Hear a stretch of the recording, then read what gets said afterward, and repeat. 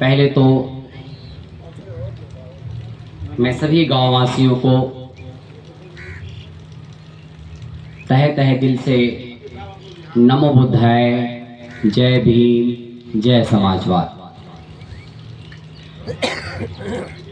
आज परिवर्तन यात्रा के मूल उद्देश्य को लेकर विकास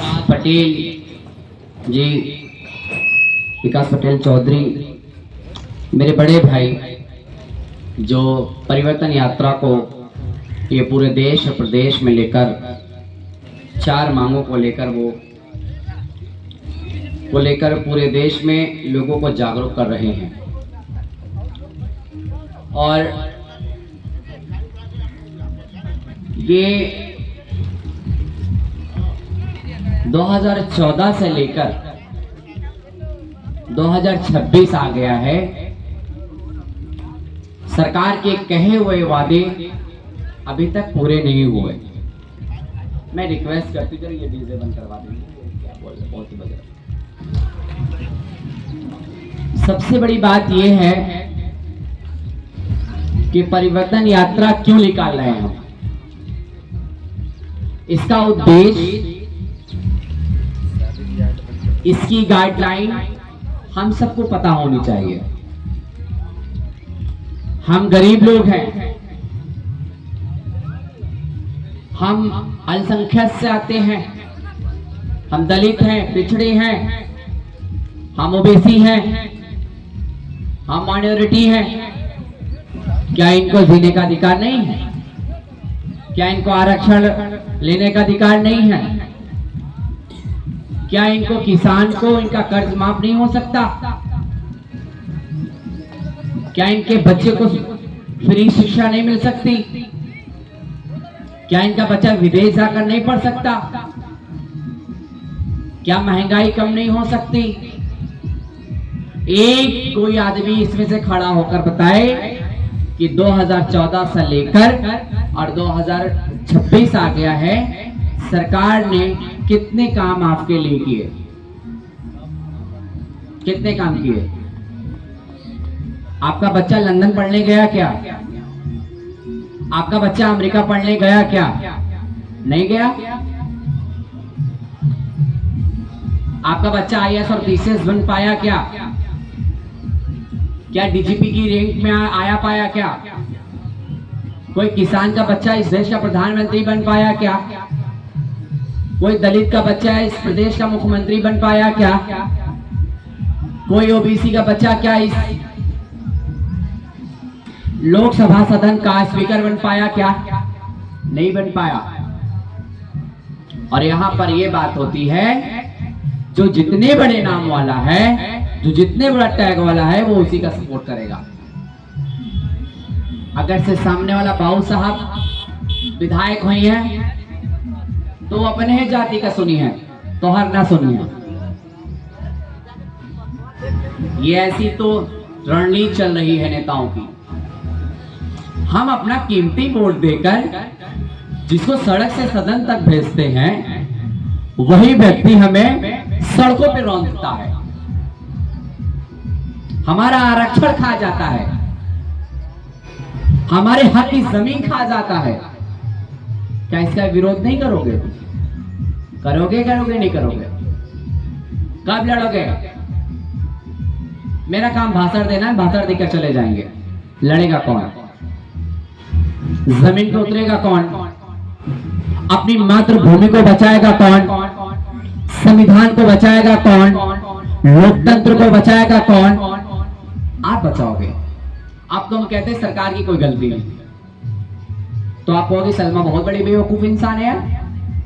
वो कहती सरकार गलत नहीं, मैं कहती हूं सरकार नहीं गलत है, हम जनता गलत है कि हम अपना वोट बैंक भारी मात्राओं में देकर उनको उनकी सरकार बना देते हैं, और जब सरकार बन जाते हैं तो वो तानाशाह हो जाते हैं। एक दलित की बेटी के साथ अत्याचार होता है ना, पूरा समुदाय मिलकर धरना प्रदर्शन करता है तो उसकी कोई सुनवाई नहीं होती। और कहते क्या है पुलिस वाले इनके, तुम तो झूठे आरोप लगा रहे हो, लड़की को चढ़ा कर ले आए होगे। और जब उसकी हत्या हो जाती है तो क्या कहते हैं, ये सुसाइड कर ली है। मैं उन लोगों का नाम नहीं लेना चाहूंगी, आपके चंदौली में कई ऐसे कांड हो रहे हैं। लगातार इस चंदौली की धरती पर लगातार लोगों की जमीनें हड़पे जा रही है, लगातार कट्टे सटाकर लोगों से फिरौती मांगी जा रही है, रंगदारी मांगी जा रही है। मैं रोज न्यूज में पढ़ती हूँ, किसी मेडिकल वाले की हत्या हो जाती है, किसी ओबीसी की हत्या हो जाती है, किसी दलित समाज की हत्या हो जाती है। ये बताओ ये सरकार हमारे लिए है या हम सबको डुबाने के लिए? कब जागरूक होगे? कब तुम अपना आरक्षण मांगोगे? तुम कब अपना अधिकार मांगोगे? तुम सोचते हो सरकार के पास पुलिस है, पुलिस के पास जेल है, वो किसके लिए है और किसकी वजह से बने हैं? वो आपकी वजह से बने हैं। जिस दिन एक एक व्यक्ति भारत का नागरिक अपने बारे में जानना चाहेगा और जानकर पढ़ और लिख कर सरकार को जवाब देगा, उस दिन सरकार की सत्ता की कुर्सी हिल जाएगी। अभी बताया आपको, ये बैसाखी वाली सरकार है, बैसाखी वाली सरकार। इनको 25 में बड़ा बुरा मिला हुआ है। ऐसा मतलब कि ऐसा इन लोगों को वो मिला है ना, इन लोगों को झटका कि कभी भी ये दोनों हट गए सरकार मेरी गिर जाएगी। मगर चंद्रबाबू नायडू और नीतीश कुमार जनता का हमदर्द नहीं है, वो जनता का हित का काम नहीं कर रहा है। अगर से वो जनता को बचाने के लिए करता, जनता के लिए काम करता, तो वो सरकार को गिरा पाता केंद्र में। और नीतीश जब इंडिया अलायंस में थे तो इंडिया अलायंस में रहकर वो प्रधानमंत्री बनना चाहते थे। और मैं इंडिया अलायंस के लोगों से कहना चाहती हूँ कि अगर से नीतीश प्रधानमंत्री बनना चाहता था तो उसको क्यों नहीं प्रधानमंत्री बना दिया? अगर से प्रधानमंत्री बना देते तो न जाने कितने लोगों की जीवन यापन बच जाते, जिंदगी बच जाती। ये तानाशाह से छुटकारा हम पा जाते, इस तानाशाह के हम गिरफ्त में नहीं रहते, हम आजादी की जिंदगी जीते हैं। हम मानते हैं बाबा साहब ने हमारे लिए बहुत काम किया है, माता सावित्रीबाई ने फुले ने हमारे लिए बहुत काम किया है। हम मानते हैं वीर भगत सिंह ने हमारे लिए बहुत काम किया है। हम मानते हैं कि हमारे कबीरदास ने अच्छा हम लोगों को एक ज्ञान दिया है, किताबों में दिया है, हम पढ़ रहे हैं। कितनी किताब पढ़ेंगे महोदय, कितनी किताब पढ़ेंगे? सर आप ही बताइए कितनी किताब पढ़ेंगे आप? किताब पढ़ के क्या जान रहे हैं? कहीं भी सुनते हैं भैया क्या है, हिंदू राष्ट्र बनाओ, मुसलमानों को भगाओ, हिंदू राष्ट्र बनाओ, दलित समाज को भगाओ। ये भारत हिंदू राष्ट्र बनने के लिए आया था, स्वतंत्र भारत। आजादी हमने अंग्रेजों से, इनके बाप दादा अंग्रेजों से तो छुटकारा पा ही नहीं पाए और अंग्रेजों की गुलामी करते करते मर गए। और ये जब आजाद हो जाते हैं क्रांतिकारियों के माध्यम से, तो आज ये क्या कहते हैं अपने आप को, हिंदू राष्ट्र बनाओ, हिंदू राष्ट्र बनाओ, हिंदू राष्ट्र बनाओ। कितने हिंदू राष्ट्र बनाओगे? अरे एक सही से शिक्षा दे नहीं पा रहे हो, एक गरीब का मकान सही से बना नहीं पा रहे हो, गांव की सड़कें सही से नहीं बना पा रहे हो, पानी सही नहीं दे रहे हो, बिजली नहीं दे रहे हो, और तुम हिंदू राष्ट्र की बनाने की बात करते हो? क्या ये बताओ ये देश को शोभा देता है क्या? आप सबको शोभा देता है। मैं आपसे उम्र में बहुत छोटी हूँ, आप लोगों को बहुत अनुभव होगा। आपने काशीराम का भी शासन देखा होगा, आपने बहन जी का भी शासन देखा होगा, कार्यकाल देखा होगा कि उस समय कैसा होता था। मगर मैं एक उस सरकार की एक बात कहना चाहती हूँ कि अगर से किसी ने माफियाओं को घुटने पर लाया था तो मायावती जी ने लाया, बहन जी ने लाया, वो काम किया था। काशीराम जी ने जिस तरीके से जो आंदोलन छेड़ा इस देश के अंदर, प्रदेश के अंदर, उससे हम सब में क्रांतिकारी आई और अभी नई क्रांतिकारी लानी पड़ेगी। इस यात्रा के साथ चलना होगा और जब हम इस यात्रा के साथ चलेंगे नहीं तो आगे बढ़ेंगे कैसे?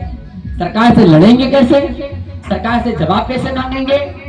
अभी आपको पता होगा पिछले साल मैं एक आंदोलन में गई थी, पूरे रेउसा गांव में पूरे गरीब के घर गिरा दिए गए और इसका एसडीएम कहता क्या है कि ये सारी जमीन आबादी की है। माला परियोजना बनाने के लिए हमारी जमीनों को उजाड़ रहे हैं, हमारे घर में बुलडोजर से चला रहे हैं। क्या ऐसी सरकार को आप चाहोगे क्या? बोलते क्यों नहीं बोलते? तो इसीलिए मोदी कहता है ना, भाई भाइयों बहनों, वो जताता है कि हमने बिजली दी कि नहीं दी, वो कहते हैं हमने शिक्षा दी कि नहीं दी, वो आपको भूत का बुलवाते हैं, दी कि नहीं एजीसी, अभी क्या क्या भैया एनआरसी है, कौन कौन सा वो नियम लाते हैं, और जब उनका नियम फेल होता है तो कहते हैं लोकतंत्र की हत्या कर रहे हैं, संविधान का उल्लंघन कर रहे हैं, कहते हैं विपक्ष को कहते हैं, मगर हमारे लिए कोई आवाज नहीं। मैं बहुत दुखी हूं, दलित समाज की आवाज कोई नहीं सुन रहा है। चाहे भलों से दलित समाज का नेता चुनकर सदन में पहुंचा हो, मगर वो हमारी बात नहीं कर रहा है। आपको याद दिलाना चाहता हूँ, प्रयागराज का एक आंदोलन याद दिलाना चाहती हूँ, जिस आंदोलन में हजारों युवा जेल के अंदर गए, और जब उस नेता से पूछा जाता है कि ये लोग कौन थे, तो वो लोग कहते हैं कि ये लोग बीजेपी के लोग थे। मगर जब हमने इस बात का पता लगाया, FIR चेक किया, तो सारे बहुजन समाज के थे, सारे दलित समाज के थे, सारे ओबीसी समाज के थे, अल्पसंख्यक समाज के थे। क्या ये बताओ, क्या ये बीजेपी के लोग थे? बहुजन के लोग बीजेपी का सपोर्ट करते हैं क्या? नहीं करते हैं ना। और जहां देखते मेरी सरकार गिरने वाली है, तो दलित बहुजनों का पांव धो धोकर पीते हैं। और भाई एक ट्रेंड चल गया है इस हिंदुस्तान में, हिंदू मुस्लिम जानते हो क्या होता है? दंगा भड़काना। जब हम दंगा भड़काएंगे तभी तो हम पाकिस्तान मुसलमान को भेजेंगे, ये कहते हैं। और कहते हैं कि भाई बाबर ने मंदिर गिरा दी, तोड़ दिया, औरंगजेब ने मंदिर तोड़ी, सब कुछ तोड़ दिया। हम पर आरोप लगाते हैं, हमारे समुदाय पर कहते आरोप लगाते हैं थोड़ा। तो हमने कहा ये जरा बताओ कि इस वक्त का बाबर कौन है? ऐसे काशी विश्वनाथ में